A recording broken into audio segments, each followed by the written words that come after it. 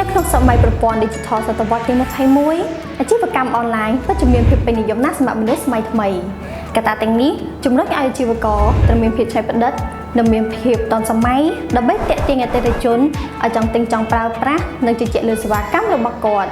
ការរចនានិងសញ្ញានានាជាបញ្ហាដ៏ធំបំផុតសម្រាប់អាជីវករប៉ុន្តែលោកអ្នកមិនចាំបាច់បារម្ភនោះទេ Web Printing Station យើងខ្ញុំមានទទួលសេវាកម្មនិងប្រព័ន្ធផ្សព្វផ្សាយពាក់ព័ន្ធនឹង Digital ដែលមានដូចជា Poster Design, Menu,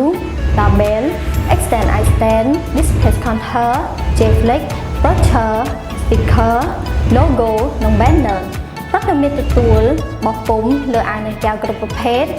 ដែលធ្វើឲ្យលោកអ្នកងាយស្រួលមិនចាំបាច់ទៅរកកន្លែងផ្សេងទៀតនោះទេអាជីវករដែលមានភាពឈាវវ័យតែងតែគិតគូរពីអនាគតអាជីវកម្មរបស់ខ្លួនដូច្នេះ